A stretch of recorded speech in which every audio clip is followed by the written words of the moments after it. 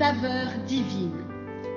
Cette bonne nouvelle du royaume sera prêchée dans le monde entier pour servir de témoignage à toutes les nations. Alors viendra la fin.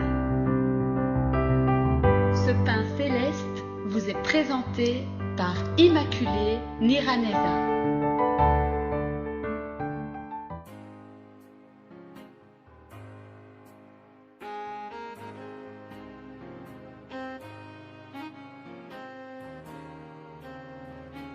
Shalom, shalom, mes bien-aimés de Dieu qui suivent l'émission Saveur divine, que la paix de notre Seigneur soit avec vous.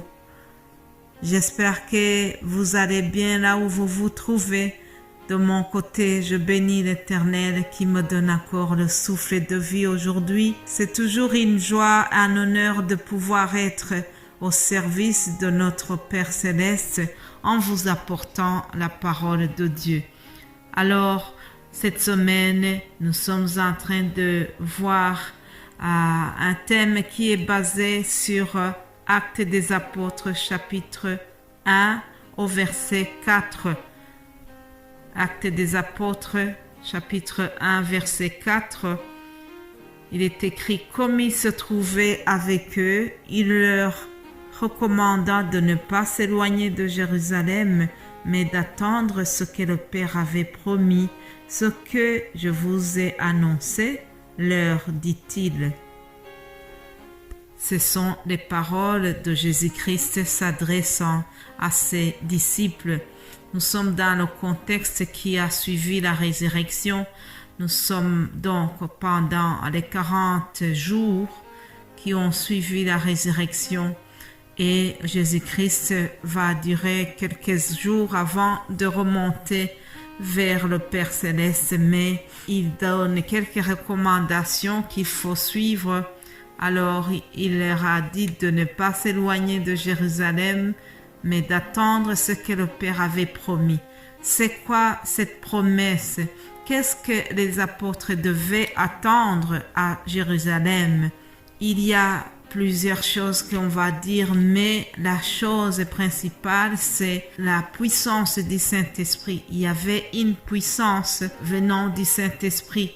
Nous voyons cela aussi dans le verset 8 de ce même chapitre 1. Il est écrit « Mais vous recevrez une puissance, le Saint-Esprit survenant sur vous, et vous serez mes témoins à Jérusalem, dans toute la Judée, dans la Samarie et jusqu'aux extrémités de la terre. » Alléluia.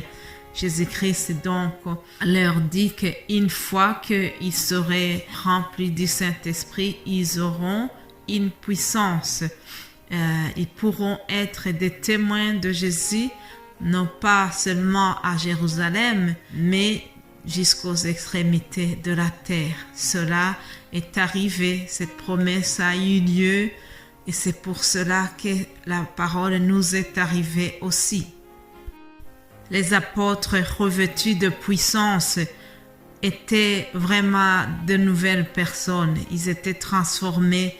Ils étaient très fiers de ce Jésus-Christ qui est ressuscité. Pierre qui avait eu peur, Pierre qui avait renié, il était cette fois-ci revêtu de puissance. Il a témoigné de Jésus-Christ devant les Juifs. Il n'a pas eu peur de témoigner de Jésus. Alors aussi, nous allons voir comment l'apôtre Paul, par exemple, a été puissamment utilisé. Et nous allons voir cela dans le passage qui suit. Actes des Apôtres, chapitre 14, verset 8. À partir du verset 8, je vais lire. Prédication à Derbe et à Lystre, guérison d'un impotent. À Lystre se tenait assis un homme impotent, des pieds boiteux de naissance et qui n'avait jamais marché. Il écoutait parler Paul.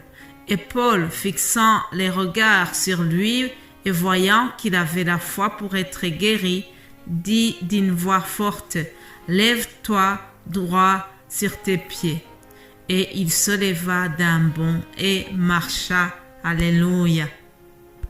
Chers amis, le nom de Jésus-Christ est rempli d'autorité, une autorité spéciale, une autorité qui peut chasser la maladie par la foi. Nous voyons que cet homme qui était boiteux de naissance, par la puissance du Saint-Esprit, Paul a fixé les regards sur lui et a vu qu'il avait la foi pour être guéri. Alors, il lui a parlé avec l'autorité venant de Jésus-Christ et il a fait marcher cet homme.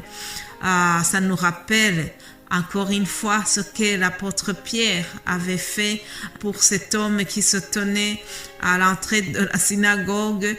Il lui a dit, je n'ai ni argent ni or, mais au nom de Jésus-Christ, lève-toi et marche. Alléluia.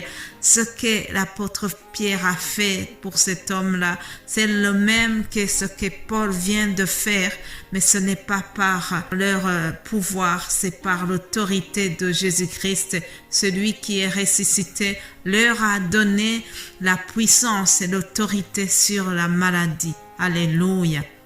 Alors, la foule qui était là-bas, en voyant ce que Paul venait de faire, en voyant le miracle que Paul venait de faire, utilisé bien sûr par la puissance du Saint-Esprit, ils ont été tellement impressionnés, ils se sont dit non, ce n'est pas un homme celui-là, il doit être un Dieu, ça doit être un Dieu. Ils avaient donc des divinités, Jupiter, Mercure, et ils ont commencé à traiter Paul de Dieu.